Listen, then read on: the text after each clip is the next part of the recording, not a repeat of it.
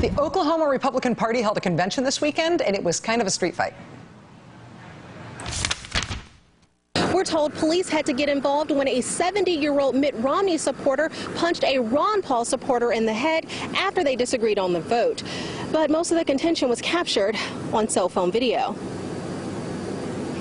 This woman right here, Mrs. has physically assaulted me. The video you're watching is being recorded by a woman who says she was just hit in the back. And with a fist to my back. I did. Yes, she most certainly did. And a woman struck me with her fist in the middle of my spine and said, "It's your own damn fault." This wasn't the only commotion during the Oklahoma Republican State Convention. This Ron Paul supporter says he was hit in the head by a 70-year-old Mitt Romney supporter. Got through it, got done, moved on, and got to the important business that everyone here is here for, instead of wasting time on something else. And I really did appreciate how great the police were. This is not how modern Republicans expect their politics to go. I mean, the Republican Party is supposed to be orderly. The Republican Party is supposed to be Gibsons by the pool with little pearled onions. Very reasonable, very nice. Don't eat the garnish. But not this year. Witness Oklahoma, where the party faithful booed and screamed at the state's Republican governor, Mary Fallin, when she said at the convention that the party's single goal was to elect Mitt Romney as president.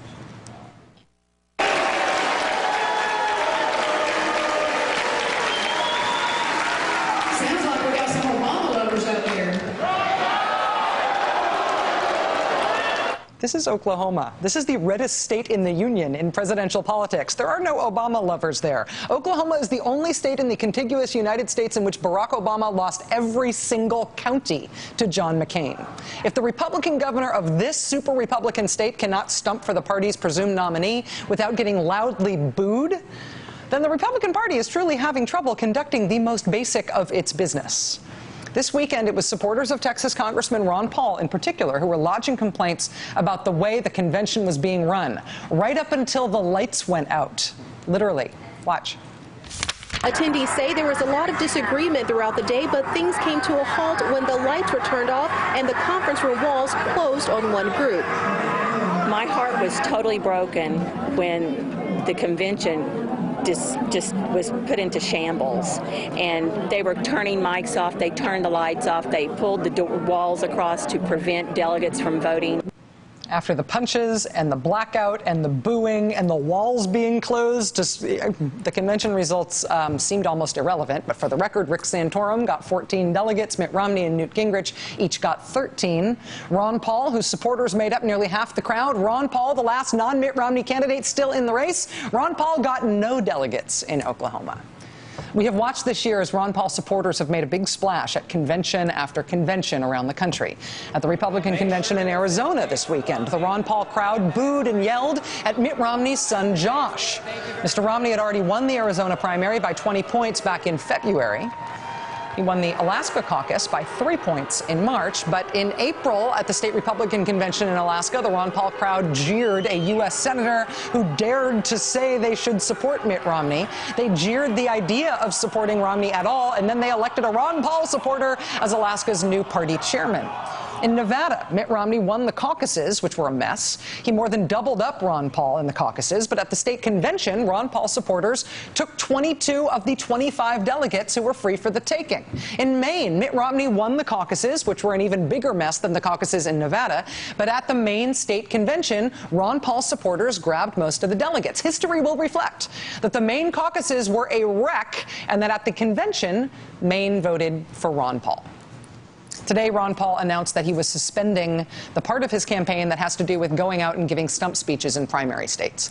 Instead, the campaign says he will focus on those conventions, winning more delegates at state conventions. He will travel to Minnesota for the convention there this week. He's scheduled to speak at conventions coming up in Iowa and Washington State. His supporters are hoping for their delegate best at the Idaho Precinct Committee races tomorrow.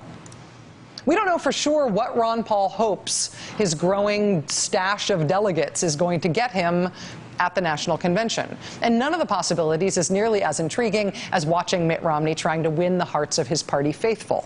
Republicans are not, by and large, crashing the doors over Mitt Romney the way they are for Ron Paul. But what happens to all that enthusiasm? What happens to all that feeling? Now that Ron Paul is dialing back on the speeches and the crowds, now that the headlines say he is admitting he cannot win, will Ron Paul Republicans keep up this fight?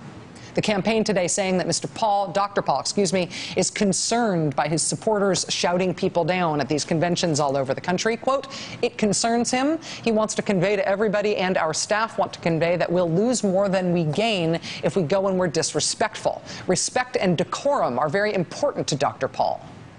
Whether or not that stated concern from the candidate means that the Ron Paul delegate strategy at these conventions is going to start to dry up now, too, or whether the Republican Party at the state level will continue to be as astonishing as Oklahoma was this weekend because of the Ron Paul enthusiasm, well, that remains to be seen. What's going to happen to the last candidate standing against Mitt Romney is still a fascinating question. But really, at this point, it's beyond standard punditry's capacity. It's really a question that only the candidate himself can really answer. Ron Paul, come on.